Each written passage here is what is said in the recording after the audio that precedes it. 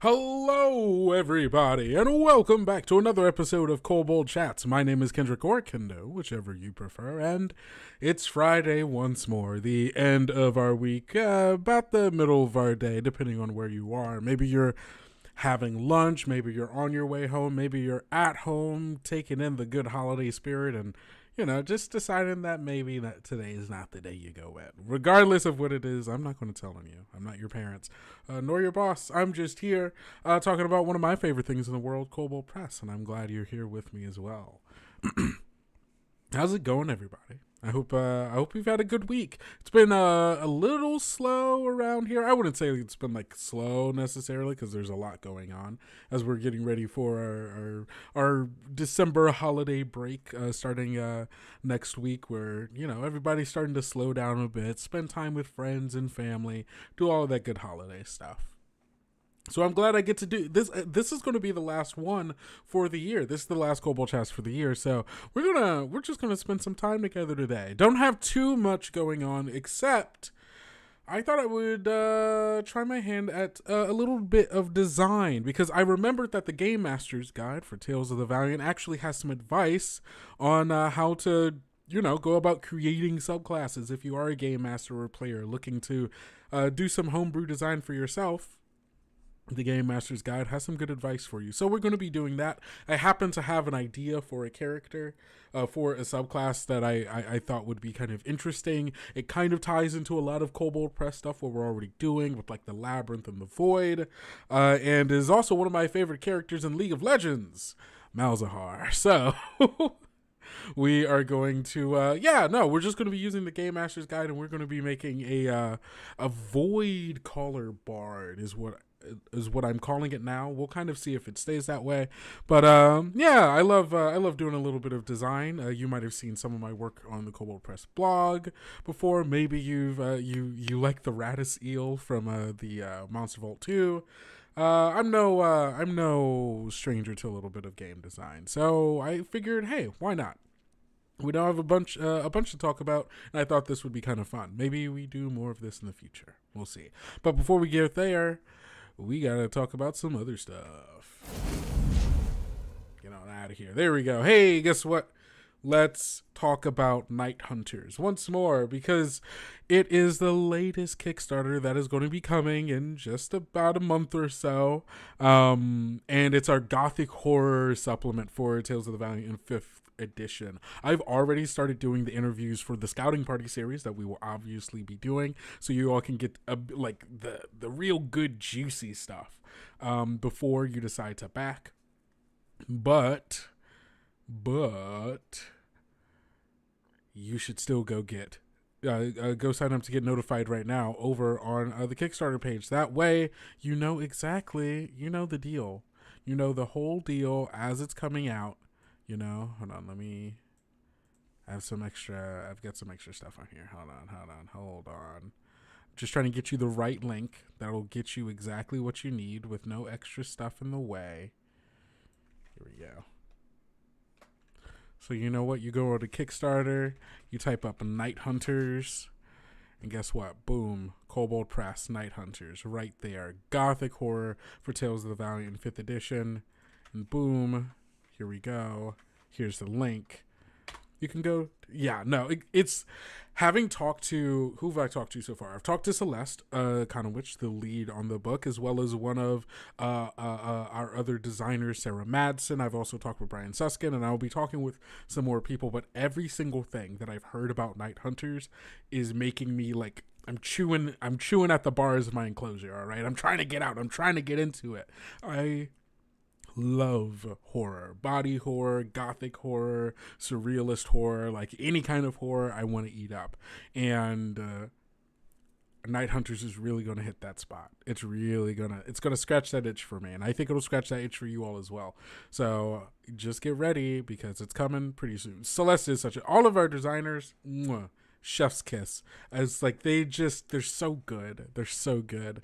And I love the intentionality that goes into like their work, and like the creativity, and like just be like, you know what, we know that there are things that people want. How do we give them that, but something just a little bit more, something that makes them have to think a little bit? And it's so good. It's so good.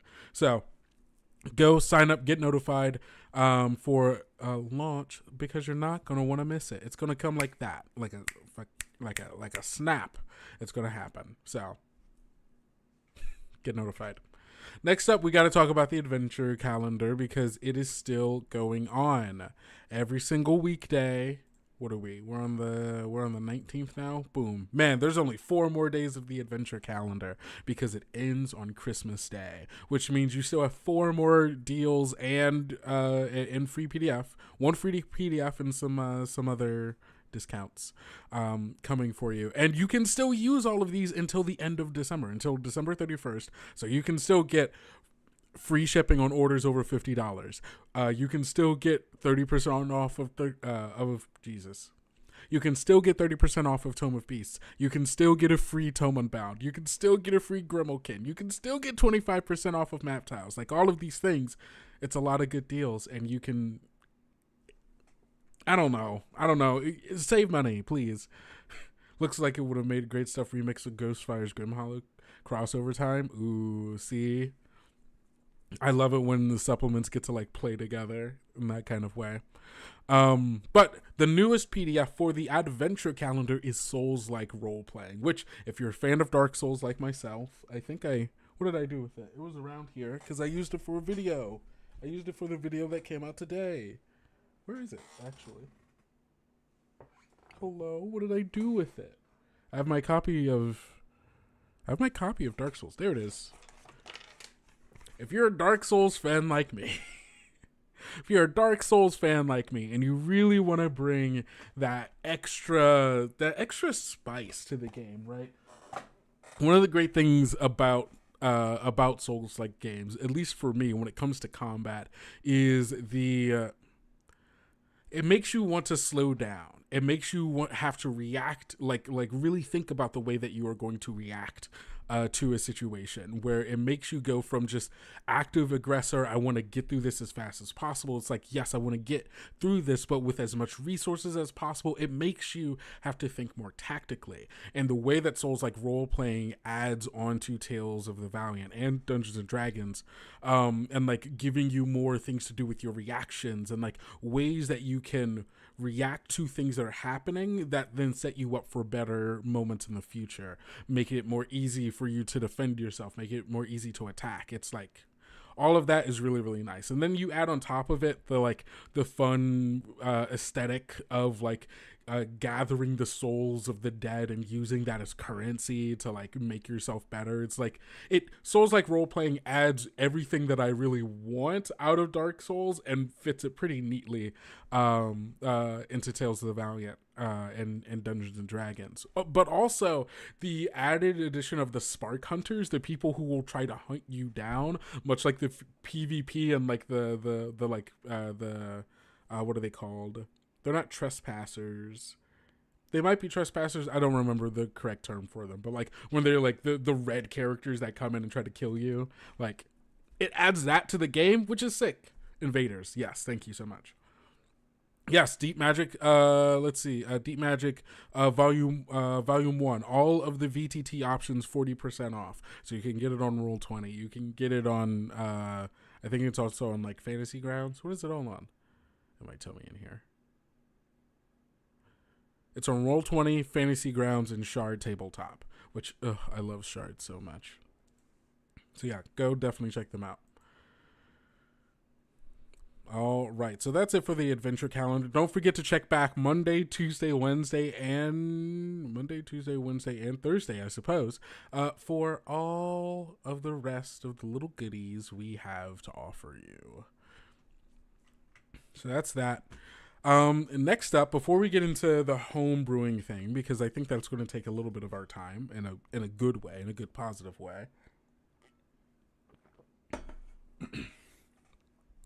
I want to talk about the blog, because we know I love the blog, but specifically, Dot, our marketing director, had really, really, really good advice over on the blog about running Riverbank, because she ran Riverbank recently, and actually so did I. I ran Riverbank for the first time like a week ago. I think it was on the 12th, whatever that. It was on the 13th. So yeah, almost a week ago, I ran Riverbank for the first time, and it's so good.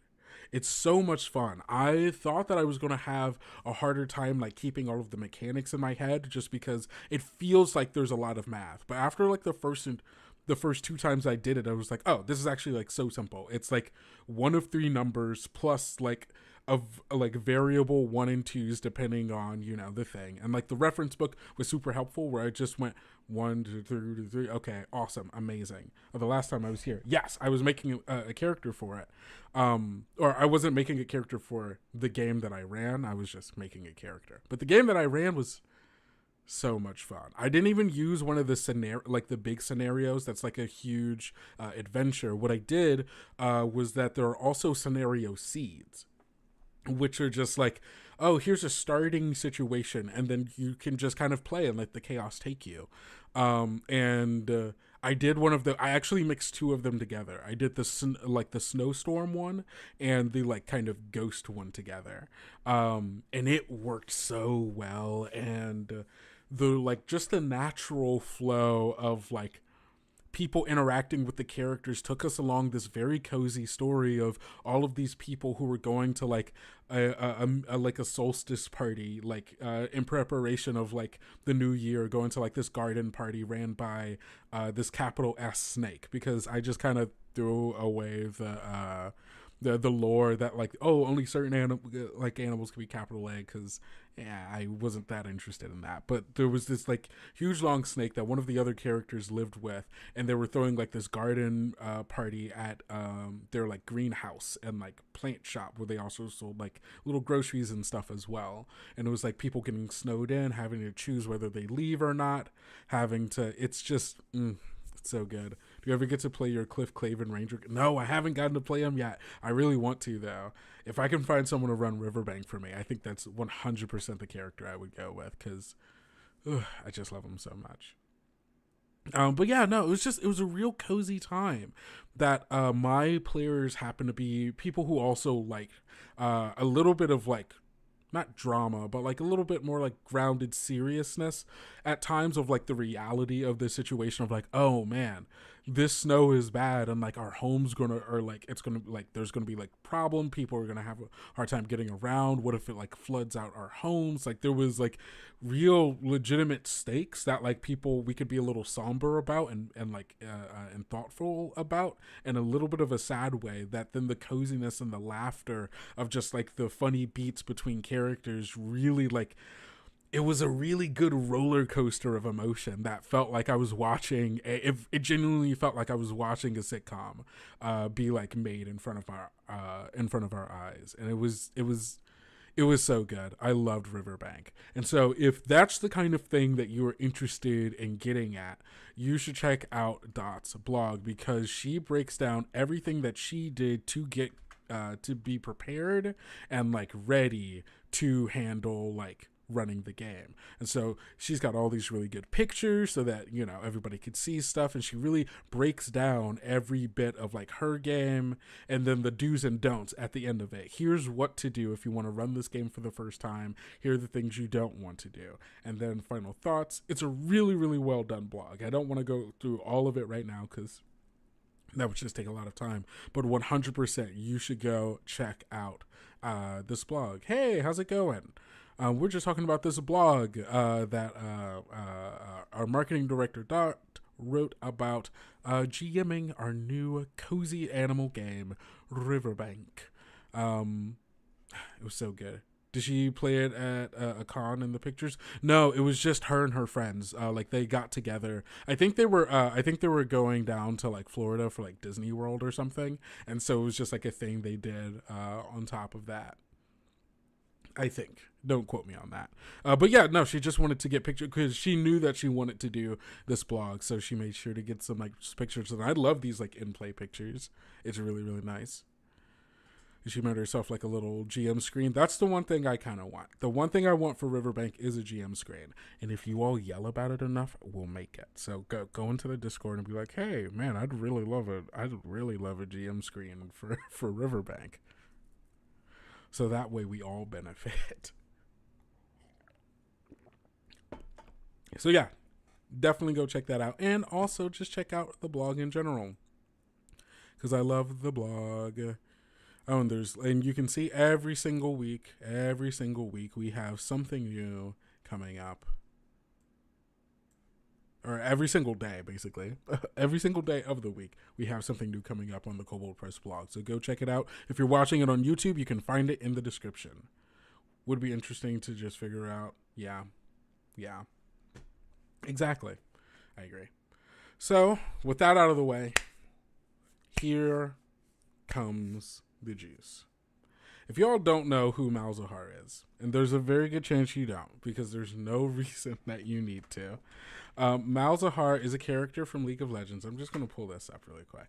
Malzahar is a character from League of Legends who is known as the Prophet of the Void.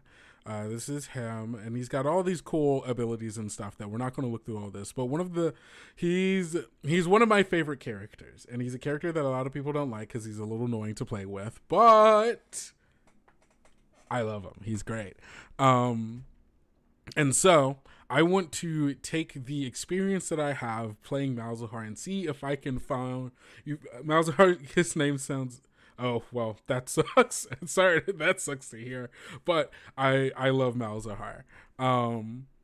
And so we are going to take Malzahar and we are going to make a bard subclass out of this. And I thought real hard, and you might be going, why a bard out of everything? Well, that's because I have some plans. Here's my boy. This is my boy Malzahar. Oh, look at him. The Prophet of the Void. And he's got all his little void, and so I was figuring, right? I see. Understandable. Here, you can see all of his abilities. Hey, this is great. This is great.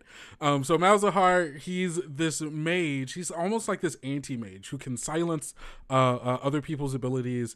He summons these voidlings that can go and fight for him. And he's also got an ability that marks a character. It deals damages over time, and it makes the voidlings automatically attack them. And I figured that a character like this actually would fit really well in the world of the Labyrinth, right? You've got all this void stuff. Sounds like Prophet, sounds like, okay. So I understand why Cleric would be understandable. There's a mechanical reasoning why I'm going with Bard. And also a little bit of extra inspiration. As much as he sucks, I do love Lovecraft's story of what is it? Hold on. Oh no. It's the music of Eric Zahn, I think. It's a story about this guy who lives basically in this attic, and he plays music to try to fend off the eldritch horrors of the world. And it's this guy's going mad, and the only thing that he can do is play, right? Warlock, Wizard, Sword, Cleric. I agree. These are all very interesting ways of implementing him. But the thing that I want to do here is I'm making him a bard because I'm making it so that the music that he's doing is charming these these creatures from the void, calling them out with this siren song to then come and lay waste to the land. That is what void callers do. They learn void speech, and their music laced with the sound of void speech acts as just the siren song for aberrants, aberrations, and these void creatures. And so it's going to be a part of College of Void Calling, where the Slytherins go to college. And so, as you can see here, I have, there are a few things that are true about Malzahar that I'm going to see. I don't think all of these parts are going to make it into the final design of this. But here are the main things. Malzahar, he summons bugs or voidlings. These are things that come out and attack from the void. I'm going to change this to summon voidlings. Malzahar's passive is that he has this kind of reoccurring shield. There's a way that I could bring this about, if I did, what's it called? From D&D 2020, not 2024, D&D 2014, the the Abjuration Wizard has like a kind of like passive shield that kind of pops in and out. That could be a way that I handle that. I'm not super sure on it. I'm still going to think about it. I don't know if I actually want that to be a part of it or not. Or maybe, actually, I have thought about it for later. We're going to toss that one later, and you're going to watch as I catch it, and it's going to be awesome. The next thing that they do is they mark an enemy dealing consistent damage, and the bugs auto target the marked enemy, right? That is going to be the way in which you want. I think this bard is going to be able to summon these voidlings, but not be able, like, they do not do what you say. You are just summoning them, and they can exist within this kind of space of your bardic performance. And they will automatically attack whatever is closest to them, unless you have marked someone, and they will automatically go and attack them, and maybe even do a little bit of additional damage because of it. They can Malzahar silences their enemies, stopping them from using their abilities and spells. Maybe there would be something about that. There's a void creature that I might want to take inspiration from that has a kind of ability similar to this. So maybe I'll attach that to the voidlings. And then he has this beam that he roots that deals damage around them. And so there might be I don't know. We'll figure it out. They'll figure it out. They don't listen, but they will prioritize whoever you're attacking. Yes, exactly. Last several time I played League, when there was ultra rapid events, eventually I decided there was no more enjoyment to be had out of it. That's, I think, understandable. I think that's understandable. So the primary concept here is a bard whose performance can enchant creatures from the void and calls them forward to lay waste to all that is around them. There's a part of this inspiration is coming a little bit from the way in which some of the other void subclasses have been handled. So if you go to, let's say, I have to pull this up, bam, we're going to check out the Labyrinth World Book, right? So we're going to go Heroes of the Labyrinth, and then we're coming down to class options, and then we have two main void class options, I think, here, and that's the Warlock, which makes sense, and then the Wizard, right? And so let's see. So the Void Saint gets Shield of the Patron, which like shields them from the degradation of the void. Not really what I'm looking for. And then, yes. Okay, so the Void Caster. When you cast a spell of the first circle or higher that specifically targets a creature, you utter a few words of void speech to taint the spell. And then it gives like some extra stuff on top of that. You can use this feature. Amazing. And then you get Void Affinity. Ooh, okay. I do like Void Affinity as like maybe another thing that gets added on top of this. So, hold on. Before we get too deep into it, the silence ability makes me think of the music he plays is an audible thing. That's possible. Ooh, yeah, like you can only hear it at like a certain frequency, or only void creatures can hear it. It sounds like death to basically everyone else. So in here we have the Homebrewer's Toolbox, which has a bunch of things in the Game Master's Guide. If you're watching on YouTube, you can check it in the description, that tells us, hey, you want to homebrew something? What are the best practices? In general, our best practices, our best practices. Hold on, let me drink some water.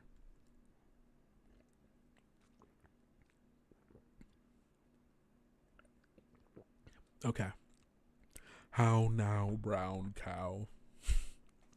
So, Rule Design's best practices. First is to confirm that design is necessary. Designing new things can be fun, but it's also time-consuming, pulling a GM's attention away from preparing the session, crafting a story, or building a game world. Ask yourself if creating new game mechanics or effects are necessary. You can accomplish the same goal from modifying existing content instead, saving yourself the extra work. If not, then this is the chapter for you. So define a purpose. I have defined my purpose. The purpose of this is to create a new bard that matches the feeling of playing Malzahar for me. And I also want to, I think that it gives this a new way for player characters to engage with the void and creatures from the void as well. And the theme is music, void, and like charming and enchanting them to do what you want. So we don't need the stuff for creating lineages. We do need the stuff for creating subclasses. And if we go to the bard, here is its advice about making a bard. So, first thing to know is that every subclass is getting something at the same level. There will be no point in which any subclass of any class is getting a feature at a level that is different from someone else's subclass. So every single subclass is getting something at 3rd, 7th, 11th, and 15th level. That's something to know about. So that's first and foremost. Next up, as per the Game Master's Guide's advice, Bard subclasses get 2 3rd-level features. One of these always enhances or expands upon the Bardic Performance class feature, typically by providing a new Bardic Performance option, which is exactly what I'm planning on doing. So the design notes for this is that the Bardic Performance... hold on, I have to... Here we go. The Bardic Performance class feature option is going to, and this is where, so I want the performance to be the thing that's kind of calling out to these creatures and bringing them into the world. We are going to have to make a specific creature, I think, for this, but that's not like a huge problem as much as a thing that I should just kind of know about. I do wish there was a little bit more in subclasses, but I think overall using other subclasses as a model for like, hey, here's the kind of progression that things have, I think is good. And specifically this, knowing that, okay, 3rd level I get 2 of those, and one of them is doing, giving me more options for my performance. So you can see on here that the Lore Bard at 3rd level gets their Bardic Performance Ode to Heroes. You see that the Victory Bard gets their Bardic Performance Battle March. And so these typically are written like, when you use your Bardic Performance feature, and as a part of each bonus action maintaining it, you can command up to 3 willing allies to hear or see you, and they can use their reaction to move up to half their speed. It's very nice, very simple, but I think we can do a little bit more with this, especially because other things get to do a little bit more. If we go to, the Secrecy domain, for here, they get Velvet Lullaby. When you use your Bardic Performance feature, you create a 20-foot radius sphere of these shifting things, which makes it hard for people to see, and then they get... it gets treated as half cover. Hold on. What? They get their choice of half cover, and creatures outside the sphere have disadvantage on wisdom saves. Dark vision doesn't nullify the effect, so on and so forth. So ultimately, I think, actually, I love that you're implementing his theme into a Bard College, because that gives Bards a very cool and unusual way of playing. Exactly. That's also, I wanted to give a very different kind of Bard. Someone who, because Bards can be very, they're very supporty, right? Most of their spells are healing or illusion, dealing some damage, but they're not huge damage dealers. And the great thing about Bardic Performance is it gives you this area of effect where you can kind of control the battlefield. And so kind of what I wanted to do is have this... And have this kind of space around you where your rifts are opening up and these creatures are coming out and they are attacking everyone, but then you have an ability that lets you kind of focus it a little bit, because you can because I think the thing is, once they defeat their target, if there are enough of them and then enough things going around in the battlefield, they might defeat your enemy, but then once that one's done, your ally is actually the closest person to them, and so they start moving after them. And I want there to be the danger of that being possible without it being overbearing and necessarily a thing. And they also won't be that hard to kill as well. And so I think that will be a little that'll be a part of it as well. Is that you can summon them, they will, they can move about the space and do, whatever it is that they need to do. However, they'll be pretty easy to kill. They're just a little bit more damage and a little bit more things for people in the world to have to deal with. Much like most summoning spells a little bit. So, the vibe that I want to go with for this is that the Bardic Performance option is going to create a space around you where you can summon I'm going to call them void beetles. That's just what we're... Because I can't call them voidlings because we already have a voidling. But there's a creature called the void mite, actually, that is in here. That's in the Monsters of the Labyrinth. Where are they? Where are they? There's a lot of void creatures. I want to see if there's like a unifying like void trait that I think will be like, yes, it affects all creatures with this. Let's see, cerebellum, demon. Nope. It's a void giant. Nope. Void mites. Here they are. They're CR0 creatures. They're tiny. I do want to make it like slightly larger. I want to make them small so they're like crawling around. Perhaps partially inaudible rather than completely flowing. Inspiration. When you or an ally rolls bardic inspiration, a creature can roll 2 dice and choose which following. Ooh, that's fun. But dampen spell. This was actually the ability that I was trying to think of. This feels like Malzahar to me. When a creature the mite can see within 10 feet of it casts a spell, the mite can dampen the spell. The caster must succeed on a DC 12 Constitution save or fail to cast the spell, expending the action required to cast it, but not the spell slot or daily use. So it's kind of like a little, kind of summoning little mini like counter spells, which I think is kind of fun. Especially because like if they're like not hard to, like, it doesn't guarantee that they don't get to cast, but like maybe the more of them there are, the higher that DC becomes. And like maybe you can summon like a number of them at the top of, whatever. But I like, that's the kind of vibe that I'm thinking of. I want to so going back to this, you can summon void beetles. That's the bardic performance option. They last you do not control them, but they do attack whoever is closest to them. So you get to control where they're summoned, right? And so like you can make it so, they attack stuff, right? But as it's going to be very hard, especially when there is a like if they're in melee range with the creature, right? And they're just going to go and they're going to attack, right? But your fighter needs to get in as well. That's going to be a little bit harder for you.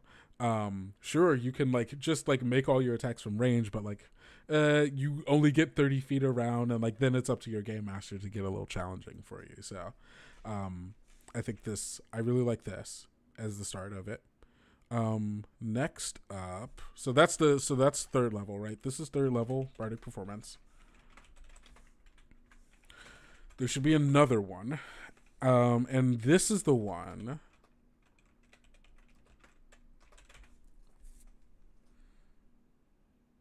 Hold on, sorry, wait. So there's 2 things that I want to do at this third level. I want to give the ability to summon the creatures, and then I also want to give the ability to mark people. Maybe the bardic performance allows me to mark people, and maybe outside of that, I can summon these voidlings within a certain kind of space from me. Yeah, because I think I'm going to maybe base this other move, okay. Sorry. I'm kind of going back and forth. I think the bardic performance option is going to allow me mark an enemy, making all aberrations. Wait, what kind of creature is this? Okay, yeah. Tiny aberration. Oh, can I specify an aberration void? Are there just creatures with the void tag? Yeah, what does the void tag mean? Maybe that's up here in monsters.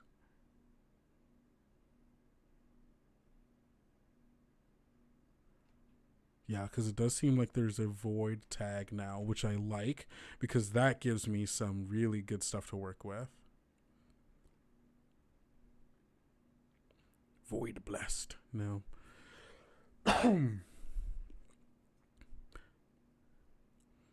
Type. Make the following adjustments.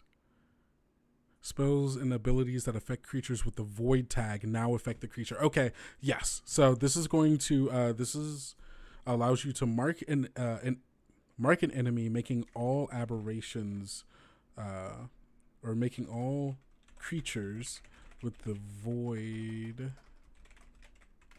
tag. Yes, thank you. I'm glad I just found this, because this is perfect. So it makes all creatures with the void tag like aggro them.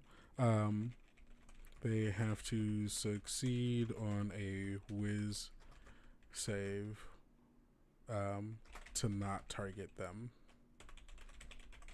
Amazing.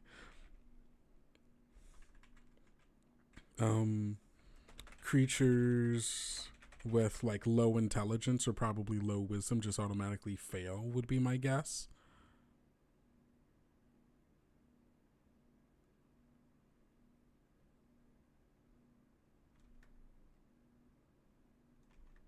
Yeah, it should be low wisdom. Creatures with probably like less than 0 wisdom, right, automatically fail. How much is the void might? Because it should be based off of whatever the void might has, I think. There's +2 wisdom. So maybe it should be intelligence. Creatures with like a low enough intelligence, like automatically they're just like, yes, I'm attacking. So yeah, creatures with low int auto fail. Amazing. And then the third one, I think is going to be you gain an additional way to you gain an additional. Okay. The other one should probably not be too hard for the bard or monk. Yeah. Well, this one won't be targeting like people, or shouldn't, or unless you want to target your fellow characters. It's mostly targeting other enemies, but yeah. And then the creatures attacking are the ones who have to save or, auto attack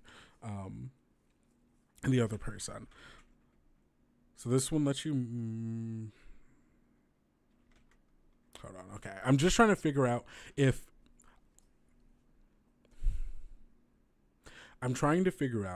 the marking them should be a part of the bardic performance, or should it be a different kind of thing? Because maybe it works a little bit like a hunter's mark. Let me go check that out. Where's hunter's mark? Let's go on a journey find about rangers. How do rangers work, and how does hunter's mark work? Things that I'm looking through. That's the monk. Come on. Show me. What am I looking for? Ranger. Okay. So the mystic mark. When you hit a creature with an attack roll, you mystically mark it as your favored quarry. So yeah, you would have to. Okay, so actually, I'm gonna make the mark a different thing rather than the performance. So at 3rd level, you get void mark. Hit a creature with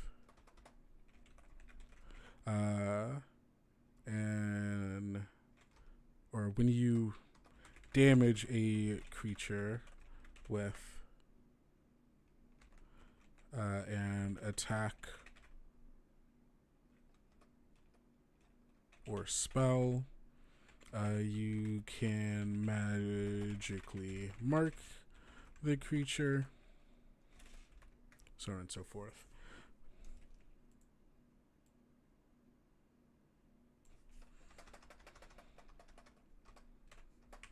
Mark them, making all creatures with the void tag amazing.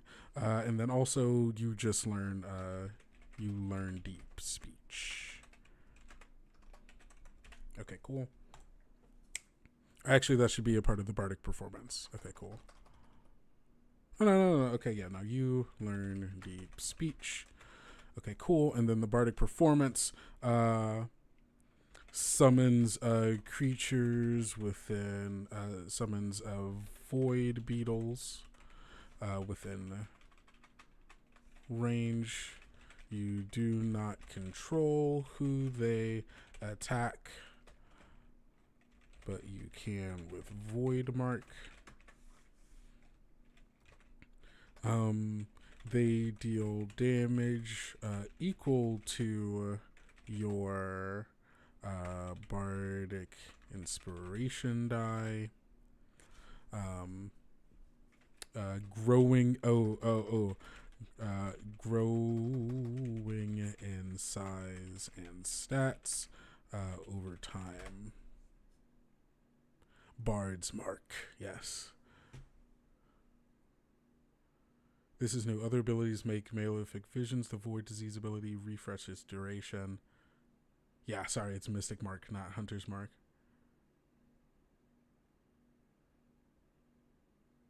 Okay, cool. So that's, I like those two. Obviously, that's not the finished version of them, but just to get an idea.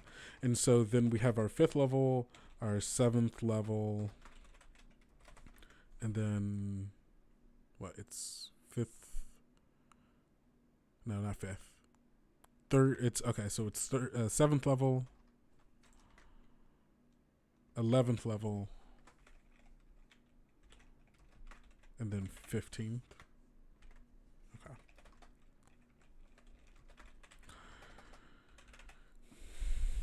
Amazing. Growing in size and stats over time, as in longer they are summoned, or as the higher your the higher level your bard is, the stronger they will become. Yeah, stats as you level up. That's a better way to say that.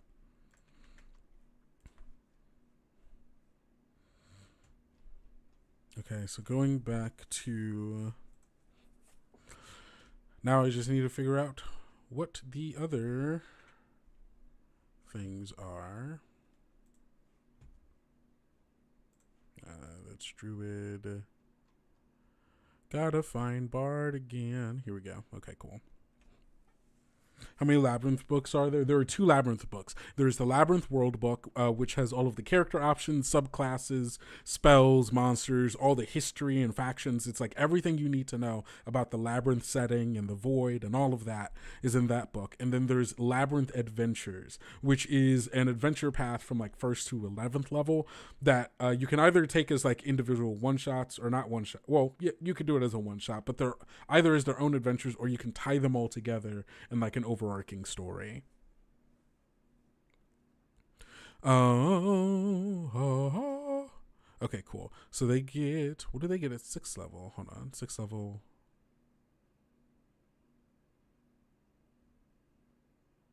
What was I just looking at? Bardic Performance. Oh, okay. I see. You get Bardic Performance at 2nd and 6th level. Your performance ends. At 2nd level, you get all of those. Amazing. Then at 6th level, you get Clarity of Thought. While using your Bardic Performance feature, allies within 30 feet of you can't be charmed and have advantage on saves against being frightened. Okay, yeah, so there are just all those other ways that you can use it. However, okay, maybe the number of... I'm trying to figure out how to determine the number of Void Beetles. It could be a number of Void Beetles equal to your... Like your... It could be a number equal to your proficiency bonus, which could work. So at most you can ever summon 5 of them, which I think is pretty good, right? Maybe. If there was a Swarm Druid, I know we have a Swarm Druid somewhere. I just don't know in what book. It might be Old Margrave. Let me check. If I could get a sense of how like subclasses that are made to like summon things or like have things around, like what that tends to look like. And I think if we have a Swarm one, that would... Here's the Old Margrave. That might help in my endeavor here. Heroes of the Margrave. Lineages. God, I love the art in this book. Subclasses. Hive Tender. Clinging Swarm, Shadow Chewer. Bard, here we go. Here's a bard that summons things. So that's a, you'll learn to create familiar spell if you don't already know it. This spell doesn't count against your rituals and can be, and you can cast it as an action. Your familiar is considered a beast. Okay, that's just that. Your performance awakens a primal fever on your humanoid allies. Bee is in Margreave, old Margreave. Oh, is it the Bee Druid? That's Bee Stinger. That's Bumblebee Rush. Bee Bond. Bee Bond. Giant Insect. Storm of Wings. When you hit another, okay, yeah. As a dash, you can have Mantle of Bees. Yowl Ring Roses. Could oh. Is there a ranger, maybe? An elderwood. Flora Sorcerer. Underfoot Rogue. I didn't realize that was like a magical rogue. Griffin Scout. Yeah, that's not really what I'm looking for. Okay. We're in a box of bees. Take these box of bees.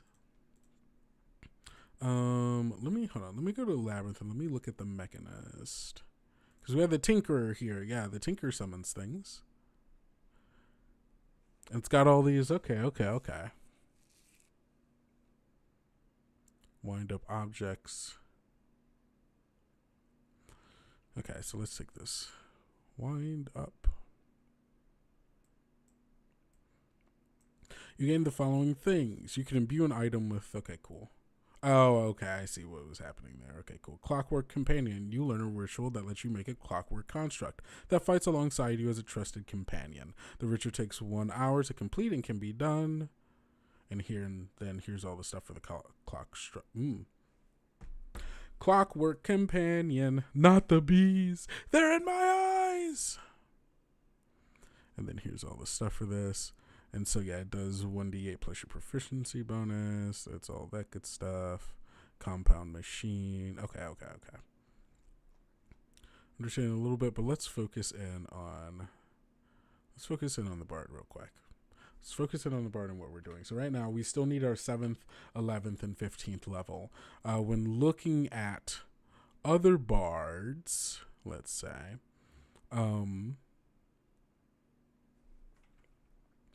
it looks like they're 5th level. So what's the 7th level here?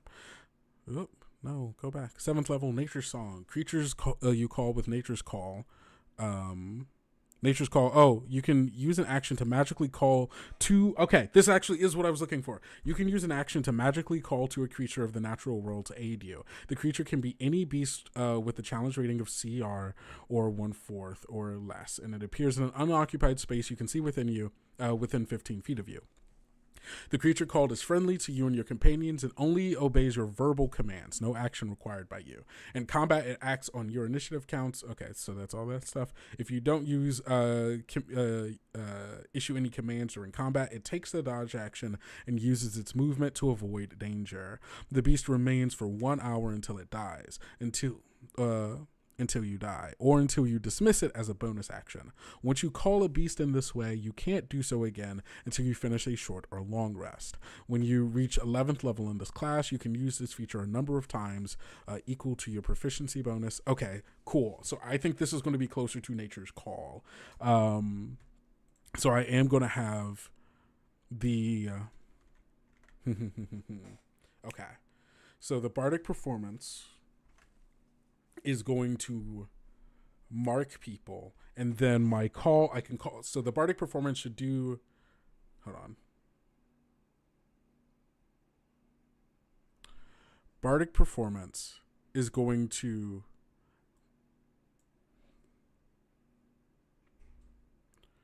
okay, sorry, backing up. I can summon things not using Bardic Performance. That can be a separate benefit, such as Nature's Call, right? So this is going to be what? Like Call of the Void, right? 3rd level. Call of the Void. Bardic Performance, right? This is going to be Void Song, right? Which I think will...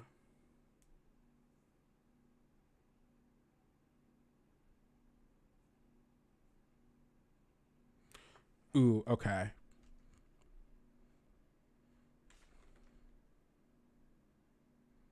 Sorry, hold on. I'm trying to figure out the best way to do this because I think I want it to maybe have some kind of connection with your bardic inspiration die. There's a chance here because one of the big things about Malzahar is he puts his E on you and, it deals damage over time while also marking you. And so it might be...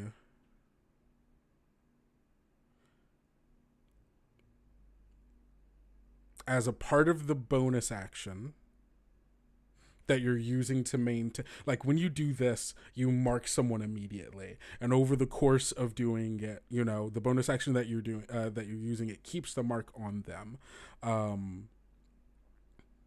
as well. Similar to how there's another one that's like, as a part of your bonus action that you use to class options. What is this? Bard, the secrecy bard. If you make... No, there was a different bard thing that I'm trying to use as reference for this. You invoke the songs, right? When you use it, and as a part of it, okay, yeah. So as a part of each bonus action spent maintaining it, you can maintain this mark, or maybe move it to someone else. So hold on, I'm just gonna take this wording here, right? And so Void Song, right? When you use your bardic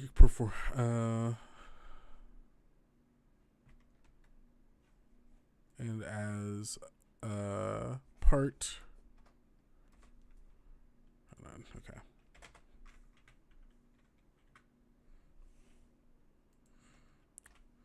When you use your bardic performance feature and as part of the bonus action spent maintaining it, when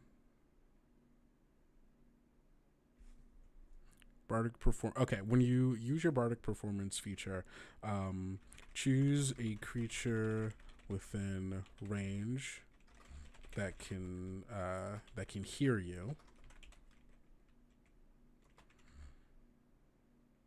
and mark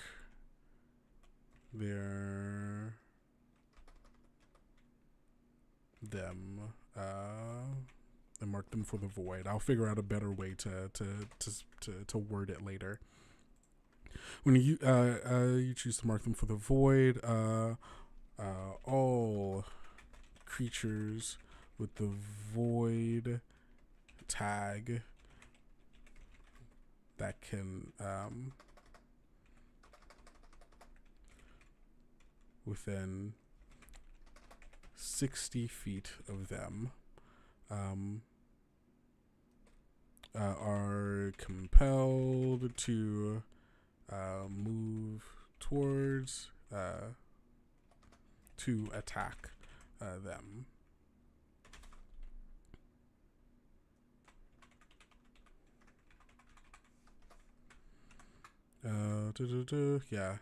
As a you can maintain this mark on them as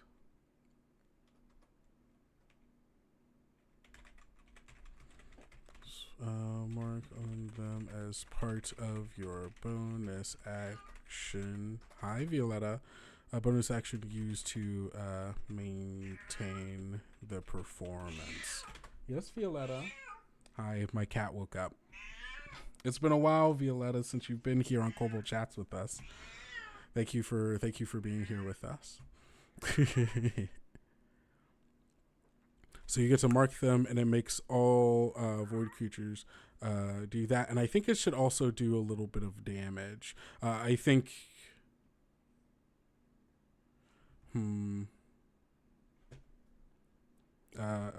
any damage you or any and any void creature affected by this ability deal additional damage equal to your bardic inspiration die.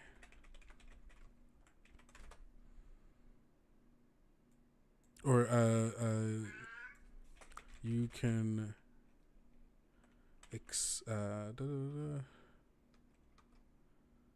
would it be as a free action, or would you just be able to let's see, how do we talk about using these when we do, right? Let's see, bardic inspiration. What's if I go to what lower bard, they have someone has cutting words, don't they? Sorry that my cat's still going on. Yeah, you can lay down there, that's fine.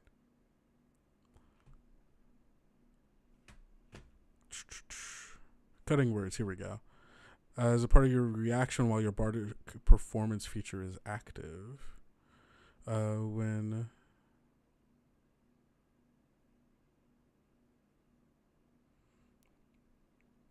a creature within that range, okay, it's using your reaction. Okay, cool.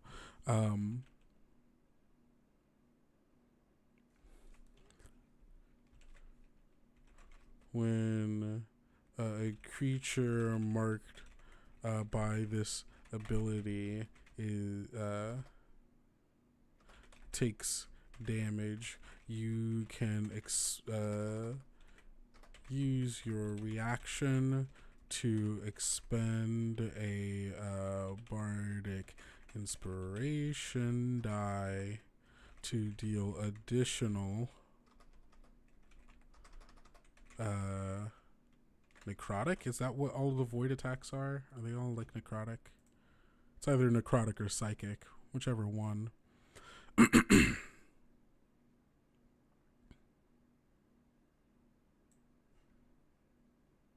Whichever one it is. Let's go to void creatures. Void might. What kind of damage you dealing? Necrotic. Okay, cool. That's what I figured. Necrotic damage.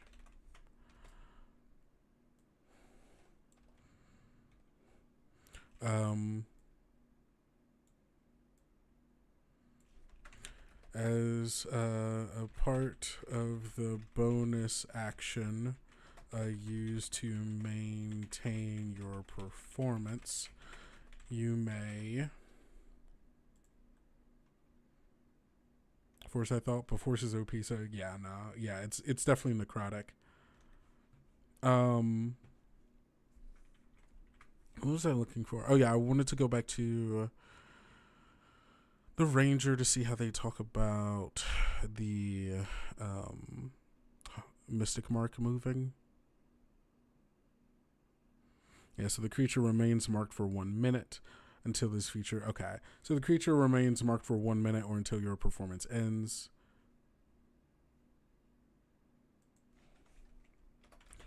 The creature remains marked for 1 minute.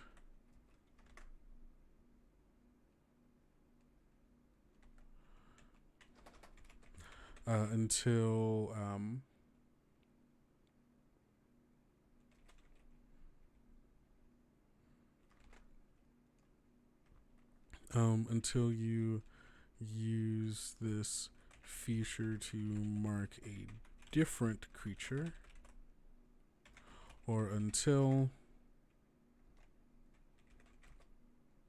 you become incapacitated.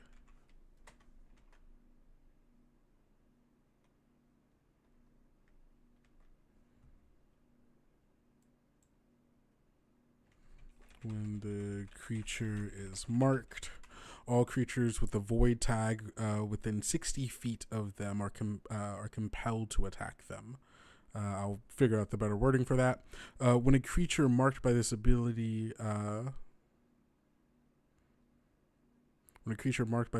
takes damage, takes damage, you can use your reaction to expend a bardic inspiration die to deal additional necrotic damage equal to the number rolled.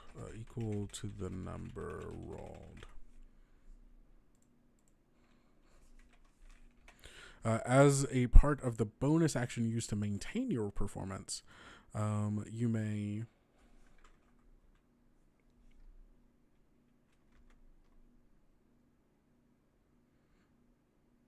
you can go. Wait, hold on. Okay.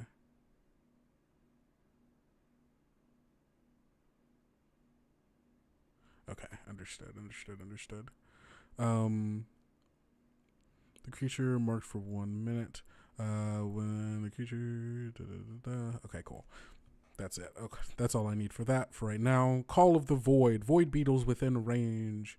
Summons Void Beetle within 15 feet of you.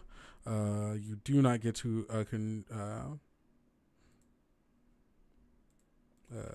when do they go in initiative? They roll initiative independently of you. Or they should go right after you, I think. Yeah, that just might make it easier. In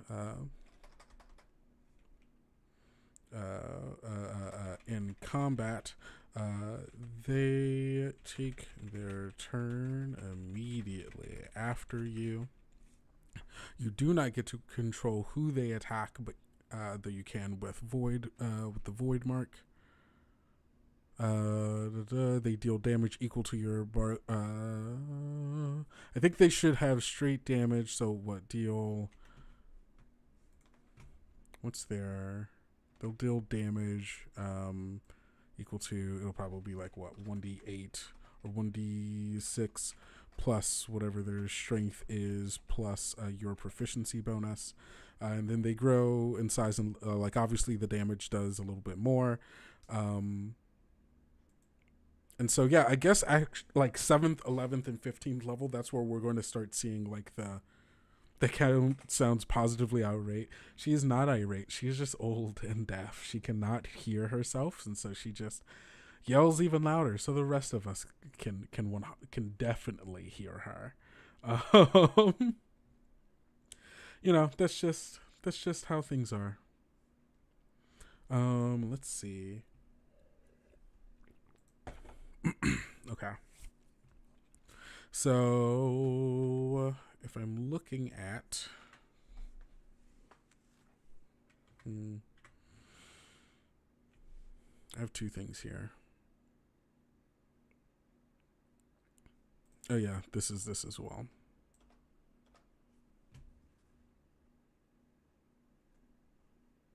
The creatures marked are all creatures with void tag are compelled to attack them. They can resist this compel with a successful whiz save. Creatures with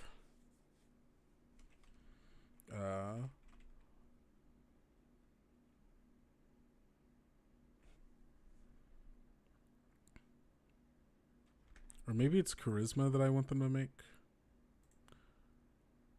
Yeah, no, I think charisma might be. Well, being charmed and stuff is usually a wisdom save, not a charisma save, right? Yeah. Like, what's the... If someone's trying to charm you, let's just say. Let's look at some spells, right? Magic circle, magic mouth. Come on, there's got to be a... enchantment spell here. Divination. We're in C, so we're getting close to charm. Oh, these are rituals. That's why I was like, excuse me? What's going on? None of those were the spells I were looking for. Ice Storm, Heat Metal, Hideous Laughter. Okay, this is enchantment. Creatures with blah blah blah. Okay, so there are whiz things that are okay, cool. So I'm gonna say whiz save creatures with less than int of 3 or -4 don't, it doesn't work on them. It don't work on them. With int of negative, automatically fail this save. Amazing. Okay, cool. They deal damage equal to that. Okay, cool. Use this a number of I guess when you use this need a short or long rest before you can use it again. I think the number of them, right, if we're going to Old Margreave, how many of these do you summon? You can use it to magically call one beast. Nature Song, is there any more? Wait, okay, hold on. Expanded talent, no.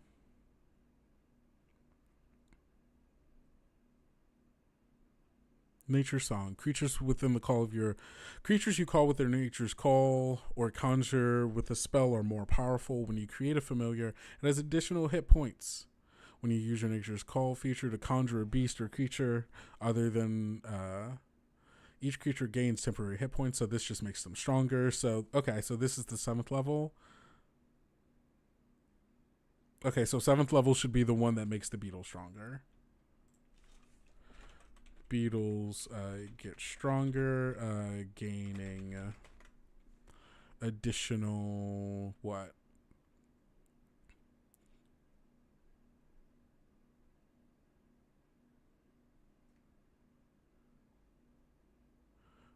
You can now call beasts with the blah blah blah if you have a creature. Okay, cool. So this is just going to Nature Song. So oh, okay. I understand. I understand it now. So this one is going to be called Void Song. And this one, beetles are going to get stronger as well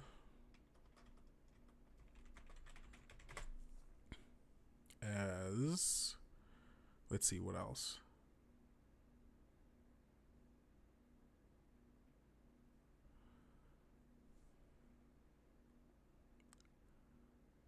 Void Song, beetles get stronger as well as when a creature you've marked with your bardic performance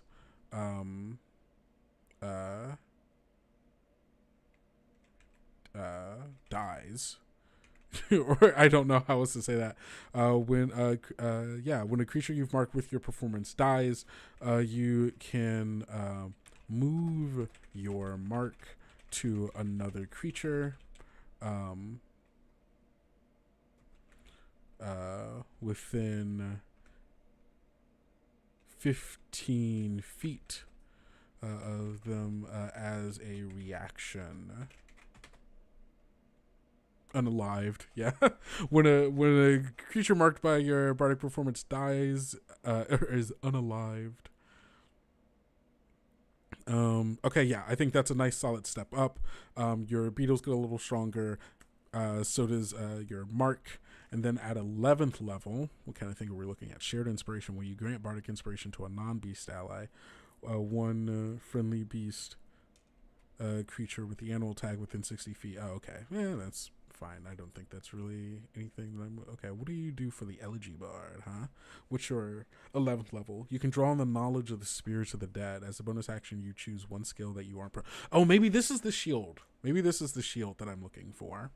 Sorry, I was looking at this. But maybe, right, so we've done... If I could change this, can I change this to... Hey, gang, I'm sorry. I made it that, but could I potentially ask you, rather than being a little dot, can you be a checklist of sorts, a to-do list? Yeah, sure, why not? Underneath this, I'm just gonna copy all these. We're gonna do this. So right now we've got summon voidlings. We have mark enemies that deal like a little bit more damage, and then the bugs are going to help silence enemies. And then I think this is going to be our 15th level. But right now, for 11th level, we need the recurring shield. So I think here, when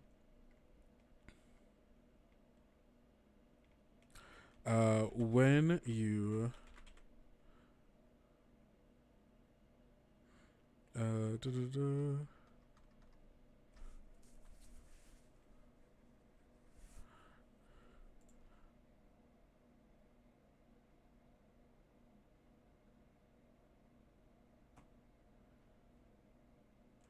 I'm trying to figure out, should I separate the marking like the bonus for marking a creature and letting it bounce, and the beetle? Should I make those two different things? I think the 15th level, so yeah. And make this shield, and then make that. Okay, yeah, no, those are going to be the same. So this is going to be when you create your shield, or when you start your performance, you can choose a number of allies equal to your proficiency bonus. You can choose a number of creatures equal to your proficiency bonus. Within range, and give them temporary hit points, because hey, we love that. This acts as a shield. Temporary hit points.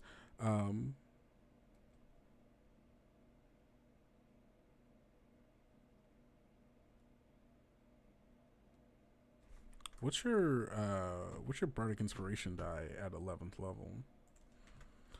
What's your bardic inspiration die at 11th level? I don't know the number off the top of my head. Let's go back up to bard.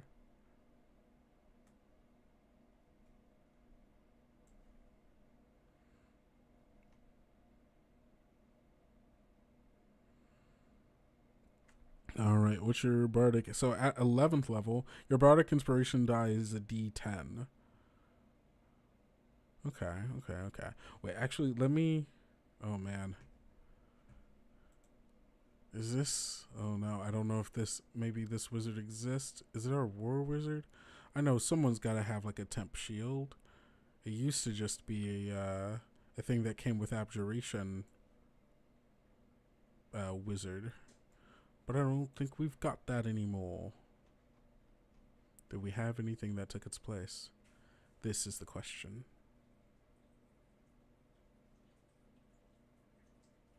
Battle Mage.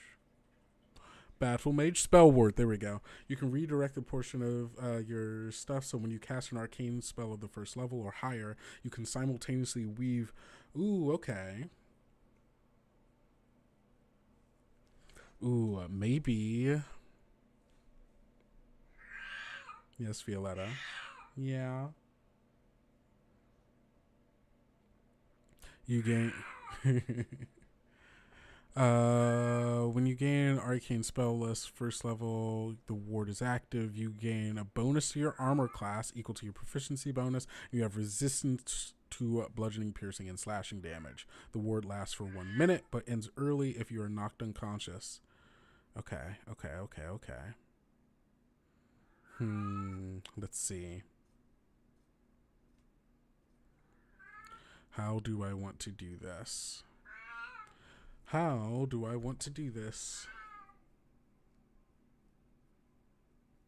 I want to base it off the spell ward? Not really. I think the main thing is I'm trying to like give just like a wee bit of a shield.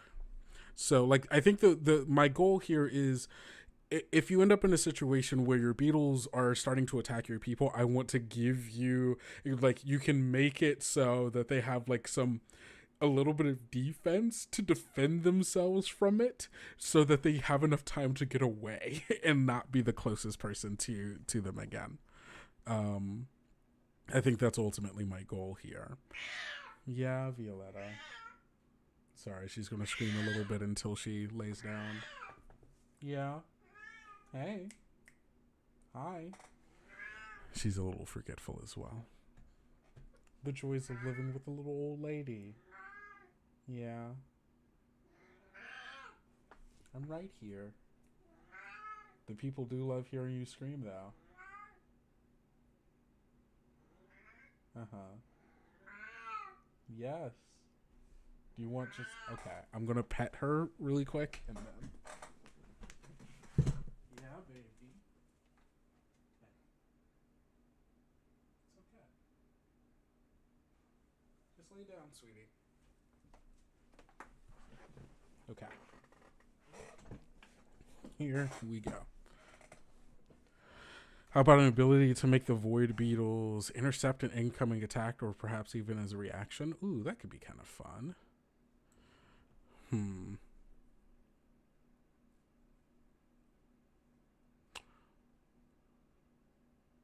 I think... Yeah, wait, hold on. Let me go back to the Labyrinth World book. I want to see what the wizard had an interesting, like, kind of like protective aspect to them, if I remember correctly. They had to deal with the void. Yeah, void affinity. Gain dark vision. You have advantage against saves on exhaustion and stuff. That's not really what I'm looking for. Or maybe it was the void. Yeah, it was Shield of the Patron. Both of them got really interesting stuff on how to deal with void corruption, which I think is fun. You gain dark... Did both of them gain dark vision from it? Oh, interesting. When you finish a long rest, you can replace one spell you cast with the same circle from the void magic style list. Oh, that's funny. You have advantage on checks. Okay. Okay. There's a lot of void taint stuff, but I don't know if I want to get too in the weeds with that, you know?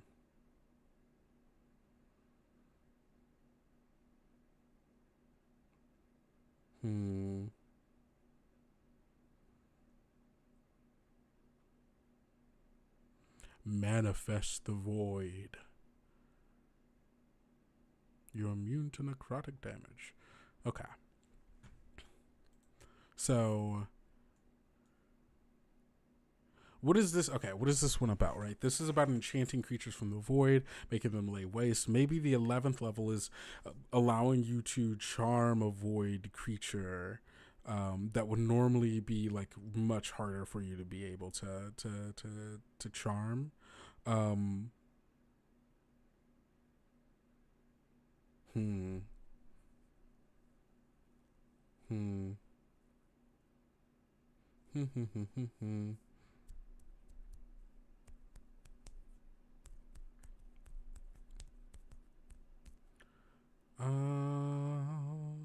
I know you belong to somebody new. Okay.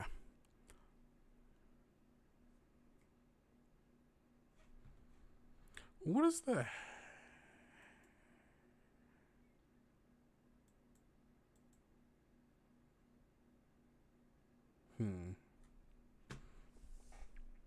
When you start your performance, you can choose a number of creatures equal to your proficiency bonus in range, and give them temporary hit points equal to...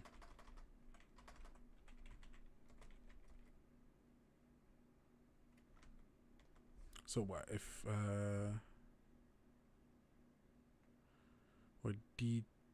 what's your proficiency bonus ever? Like usually like 5 at the most, right? And so at 11th level,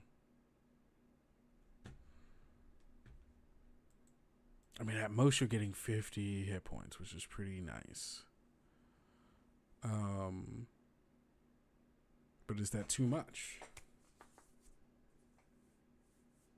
And then, of course, that goes up whenever you get to your next level. Your next, right? Because at 11th level, what? You're sitting at 4. Then it goes to 6 at most? Oh, I didn't realize that. Yeah, 6 is pretty high. 6 is pretty high. So, I don't know about that, actually. What do I want this to do? So, I think at 15th level, I know for sure what I want this to do. I want an ability that is going to stun them in place.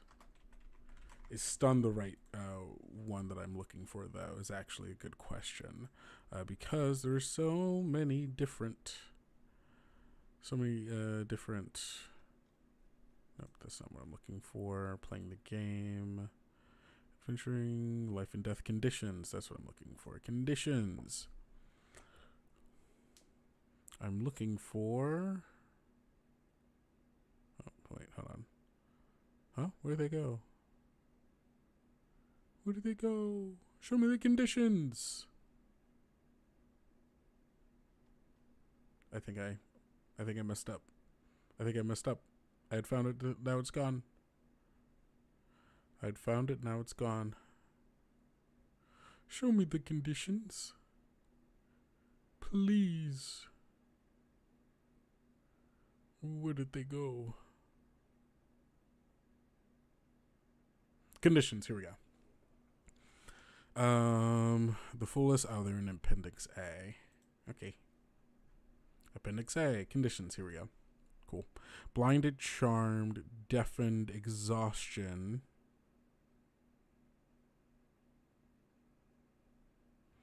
Ooh, that can be fun.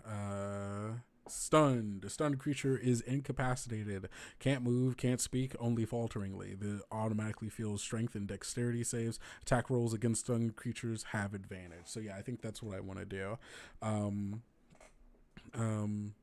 Stun a creature marked by... Maybe that's the 11th level. Maybe the 11th level is stun a creature marked by your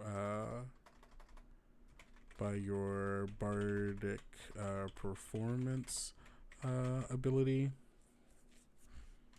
That's pretty good. I mean, in general, like, right? Like, you can use once you've used this feature, you need to do a short or a long rest. Specifically, yeah, stun a creature marked by this ability.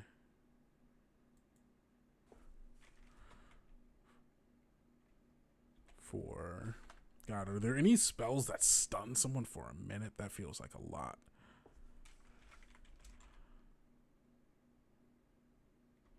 Yeah, how many times does stun come up in this? Stunning each target, becoming stunned for 1 minute on a failed save. Oh, well,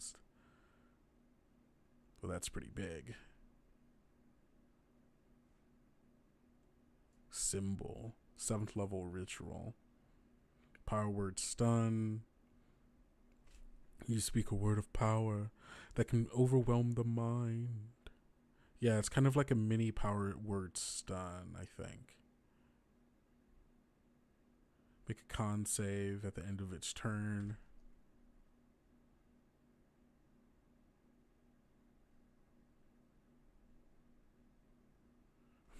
Should it be something that only works on void creatures? Should it be good? Or maybe it's charming.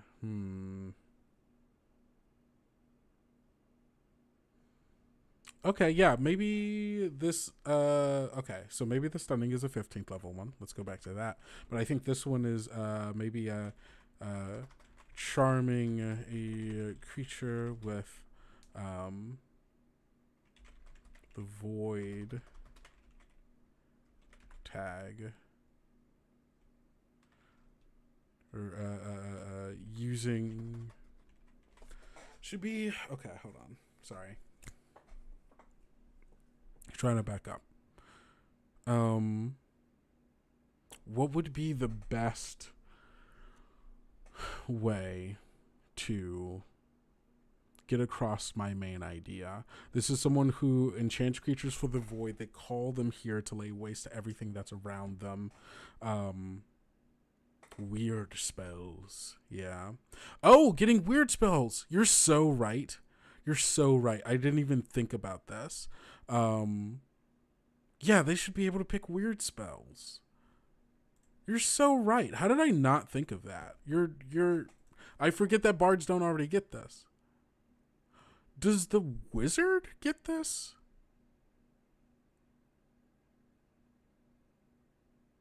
They don't. Oh, that's fascinating. Flowing inspiration at level. When you or an ally rolls bardic inspiration, that creature rolls twice and you use it. It's classic. It's classic 11th level. That's from the conversion guide too. Oh yeah, that's the okay, cool. So their one is like using something that has to do with the bardic inspiration die. That's interesting. Okay.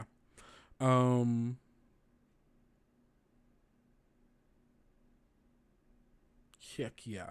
I like the weird spell thing. I think that's kind of fun.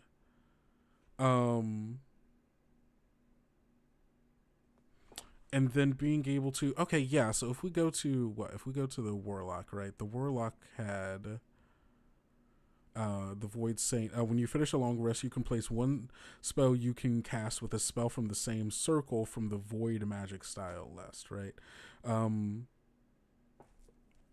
Maybe this is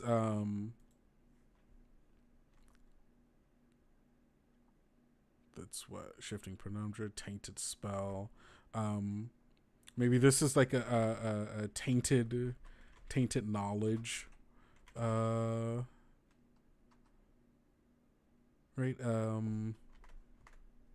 Maybe rather than 7th level, this is 11th level, right? So this is 11th level. No. This is 11th level, and this one is tainted, or tainted lore. You can take spells from the weird spell list.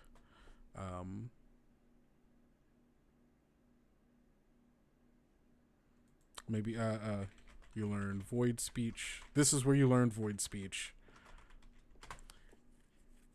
And then you can also, or I like a 3rd level one where you can do that. Maybe this is another 3rd level one. Maybe you have 3 3rd level ones. One of them lets you learn lets you learn weird spells, and then because there's one of the there's got to be a cleric that lets me learn another. Come on. Warder main. Oh yeah, wait, it was just this.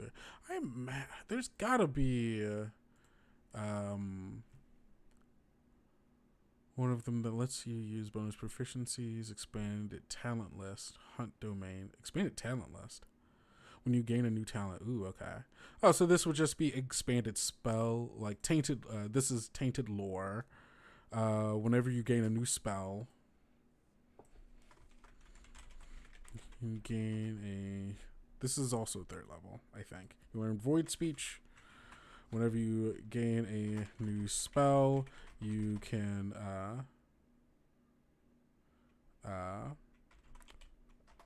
choose from the weird spell list, the weird and arcane spell list. Dope. Cool. I love that. And now we need another 7th level one.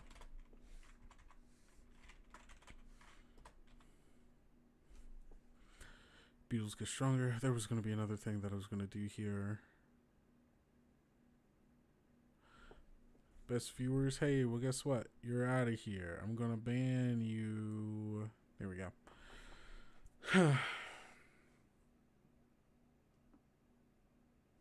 I think I am going to switch these up. I think I am going to separate these at the very least. At 11th level, the Beetles get stronger.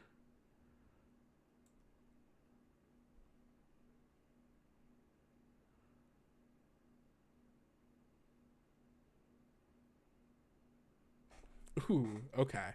Oh, okay. I like this. Okay, cool. So at 7th level, Beetles are going to get stronger. That's the big thing happening there. Or actually, sorry, no. Wait. 11th level, Beetles are going to get stronger. They're going to get bigger. Stronger and bigger. At 7th level, corrupting mark.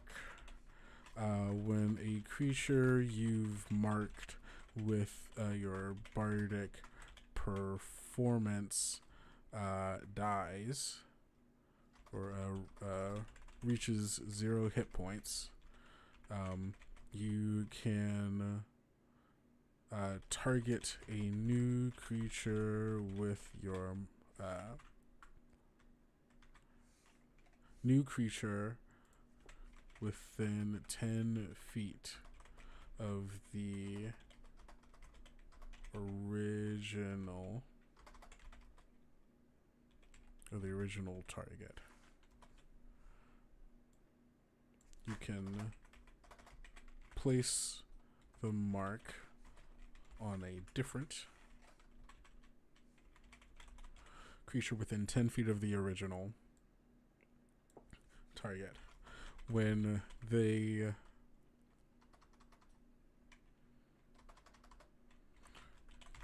creatures are marked by when you first mark a creature,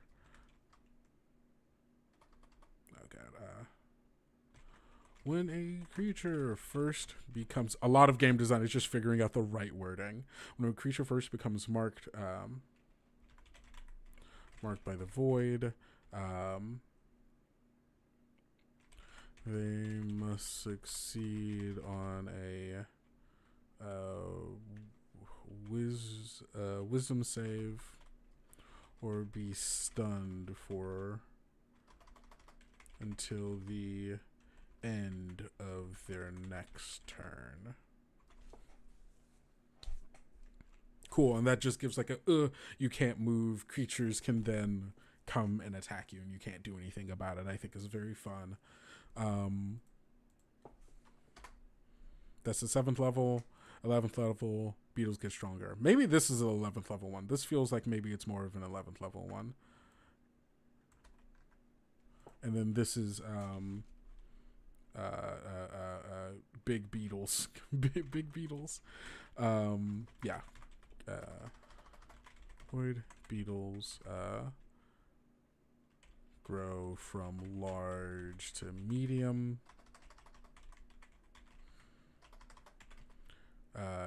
And boost stats. Okay. Hey. Whoa. Okay. It took us a bit to get here, but this is the main thing, right? Hold on. Am I missing anything? They get a 3rd level. Hold on. They get a 3rd level, a 7th level, and a 15th level. Right? That's it. 3rd, 7th, 11th, 15th. This is it. Okay. Okay, cool. Sorry. You couldn't see me writing because I was still looking at that, but here we go. Sorry. There we go. This is the main thing. At 3rd level, you've got a bardic performance. You've got a void song. When you use your bardic performance feature, choose a creature within range that can hear you and mark them for the void. The creature remains marked for 1 minute, or until you use this feature to mark a different creature, or until you become incapacitated. When the creature is marked, all I'm just going to say, actually, all creatures with the void tag within 60 feet of the marked target are compelled to attack them. I'll take some language from spells like compel, duel, or something like that. They can resist the compel with a successful wisdom save. Creatures with an intelligence of 3 or -4 automatic or less automatically fail this save. When a creature marked by this ability takes damage, you can use your reaction to expend a bardic inspiration die to deal additional necrotic damage equal to the number rolled. As a part of the bonus action, you use... Nope, I don't need that. The mark disappears.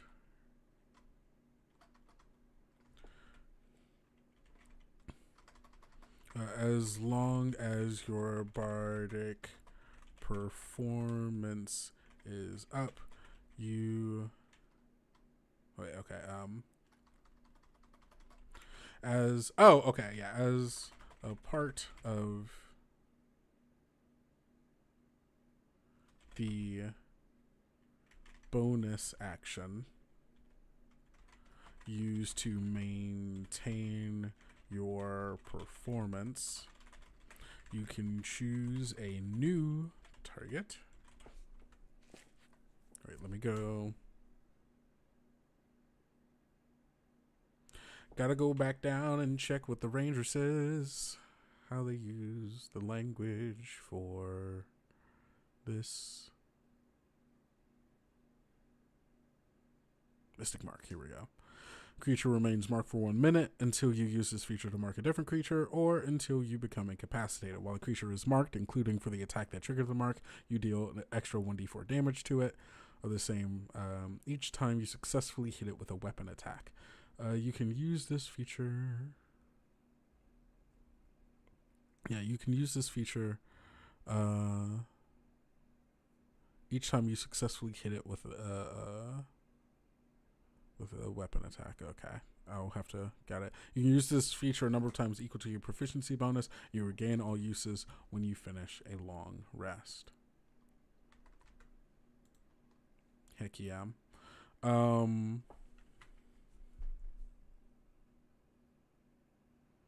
So I think the main thing here is when a creature marked by this ability takes damage, you can expend it to deal additional necrotic damage, but the main thing is that the void beetles go and attack it.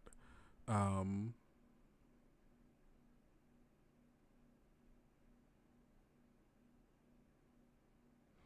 many void beetles can we summon?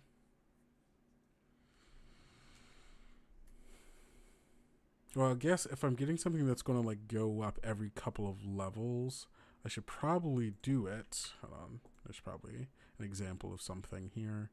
What are the good levels to do this to? Because it should be one thing at 3rd level, and then maybe something at like 7th level, and then... Come on, show me what it looks like when something changes over time.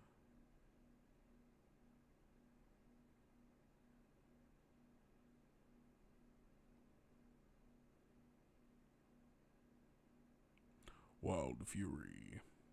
Go, go, Power Rangers. I don't know why that made me think of Power Rangers.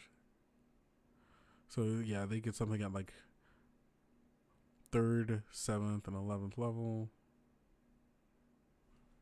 Okay, yeah, maybe... Yeah, okay. The number of creatures goes up by... So at 3rd level, you can summon 1. At 7th level, 2. And at 11th level, 3.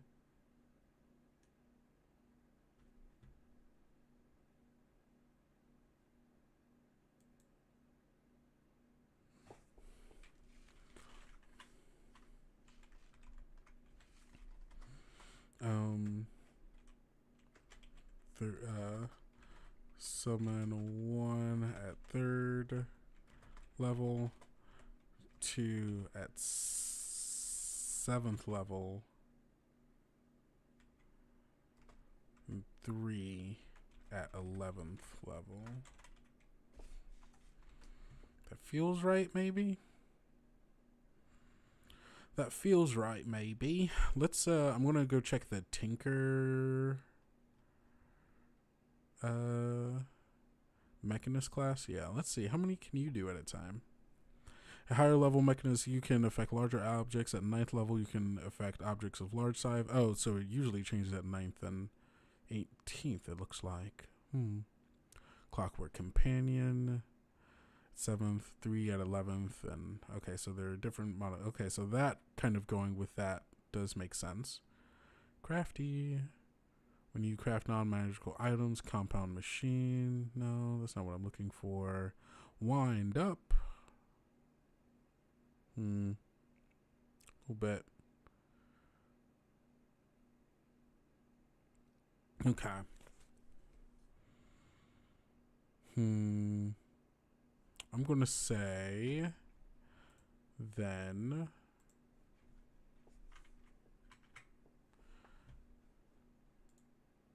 yeah, I guess something in 1 at 3rd level, 2 at 7th, and 3 at 11th.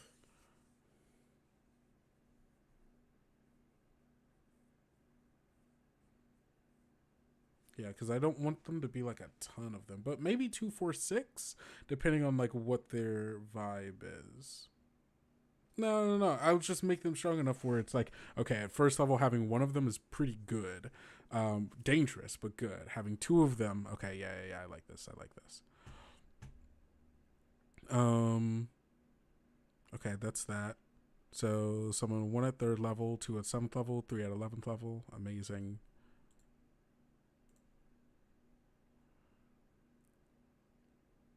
Weird. Okay, cool. Sec. And then the big thing here is knowing what the void mites are like, so I can then design around them. And then I think we'll finish this up at maybe another time, or maybe I'll finish this up off camera, and maybe you'll see it on the blog.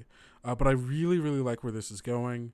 Yeah, I think it's just figuring out all the language now of everything. Just gonna take a quick screenshot. Place this here, and then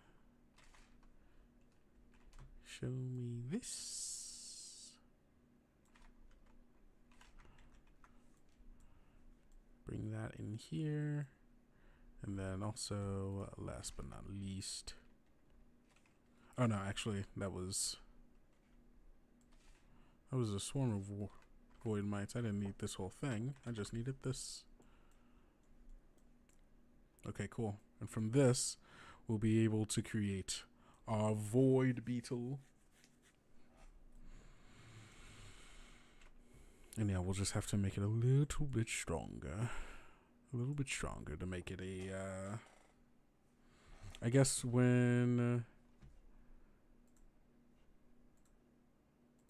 for the, what's it called? Old Margrave. For the 1 bard, it's like, okay, it can be CR 1/4 or less. So we will make it a void beetle notes. CR 1/4 creature is what we're looking for. Keeping damp and spell. Getting rid of tunneler. I don't think it needs to be a tunneler. I'll keep spider climb because I think that's cool and fun.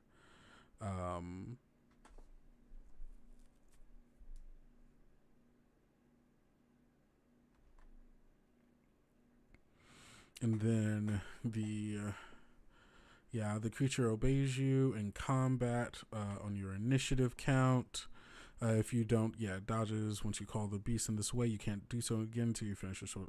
When we reach 11th level of this class, you can use this feature a number of times equal to your proficiency bonus.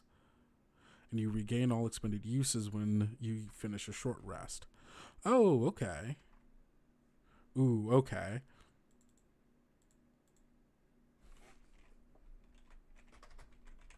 You reach 11th level, you can use this feature a number of times equal to your proficiency bonus. I like that.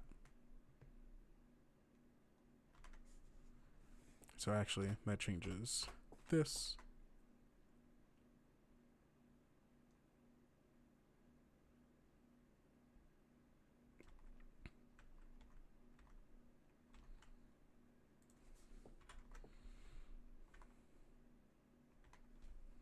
Sick. Okay, cool.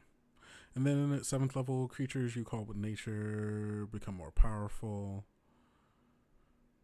Each creature gains temporary hit points equal to twice your proficiency bonus, and its attacks count as magical for the first for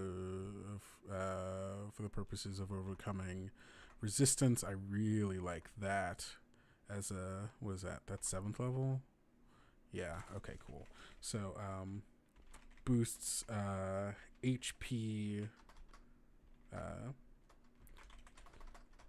Gives temp HP. Attacks count as magical.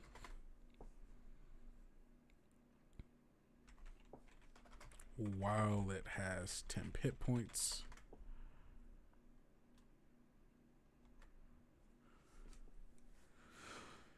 Is there a big difference between making it from small to medium? I don't think so. Maybe...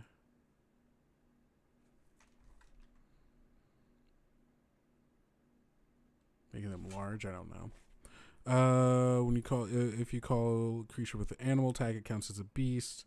Interaction with your hymn of Hunt of the Bardic performance.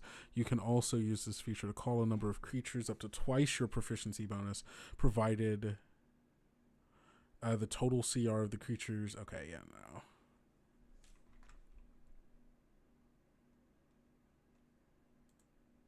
So I'm just going to say temp HP.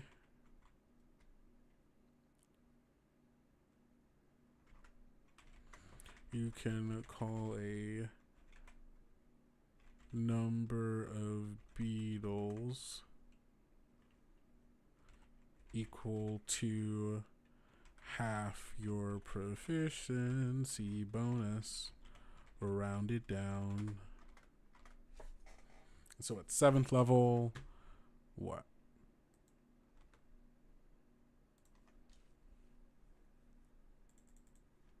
So at most, you'll ever get 3. I do love that. So what? At 7th level, you have 3. That's...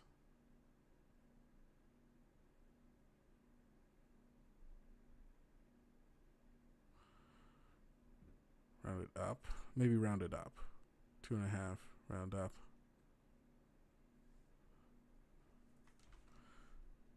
You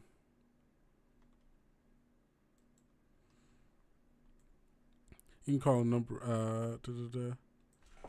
You can now summon 2 beetles, rather than 1 at. I forgot the 15th level.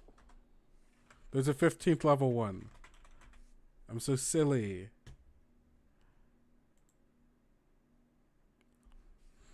At 11th level.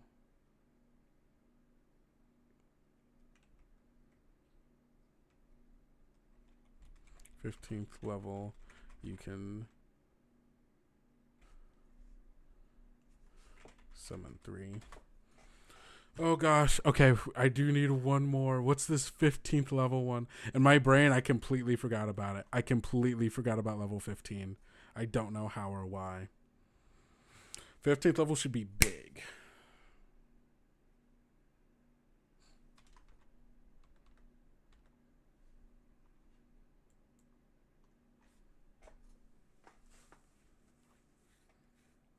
Oh, that was the 15th level one. Okay, here we go. No, I already had it. I was like, how did this happen? How did I miss this?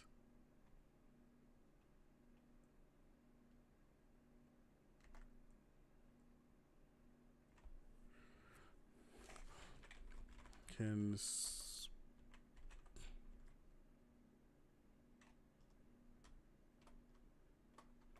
okay, yeah. Stun a creature marked by your bardic performance ability. Once you've used this feature, you need a short or long rest to do it again. I do like that. Oh. Okay. You may spend a bardic inspiration die to stun a creature marked to attempt to stun a creature marked by your bardic.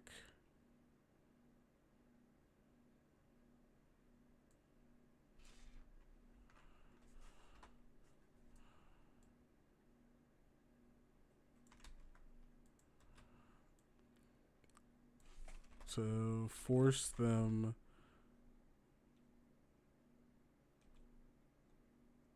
to make a wisdom save or be stunned until the end of their next turn.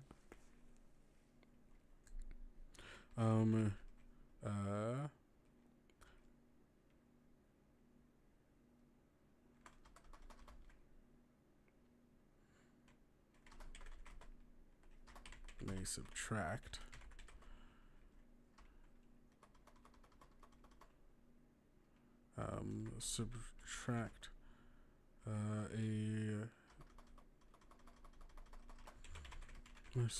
subtract your roll. How am I trying to say this? Hold on. Let me go to cutting words. Cutting words. Expend to use a rolling the die and okay. Roll your bardic inspiration die and subtract the total from their save.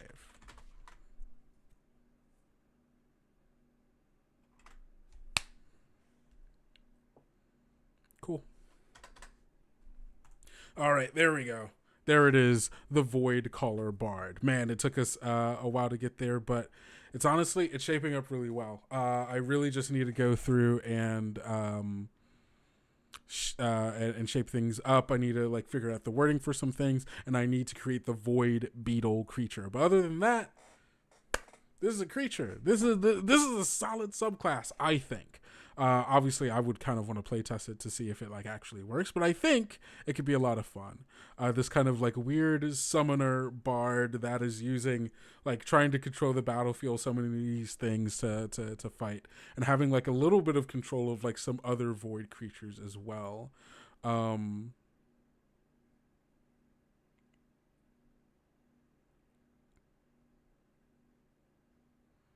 Let's see what else.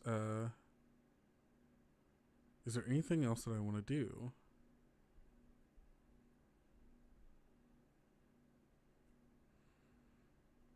I think that's it. All right, everybody. Thank you so much for being here with me, making this really kind of cool and fun subclass. This has been so much fun, and I hope to do more stuff like this. If this is a thing you all like, let me know, and we can. 100%. I've already talked with Jeff. I'm gonna smooth this out a bit, and then I'm gonna send it on over to Jeff so you all can have it on the Kobold Press blog, which I think will just be fun. So let me know if there are any other people from fiction, any other characters from video games or whatever that you would like to see as. I don't know, something that we designed together. Let us know. You can do that, actually. Go over to the Kobold Press Discord and make us think about it there, because I will see it. So, yeah, that's that. Get on over here. This has been so much fun. I've been loving doing this with you, and I hope you all had fun as well. Don't forget to go and get notified for the Night Hunters Kickstarter, and also take advantage of the 2025 Kobold Press Adventure Calendar, because those deals are only going to last until the end of December, so pony out. All right, everybody. Thank you all so much, and I will see you. The next time I see you, it'll be the new year. So have a great great couple of weeks. Have a wonderful holiday. I hope you have friends, family, or loved ones to be able to spend it with. And don't forget to go out, be bold, be brave, be valiant. And I'll see you next year.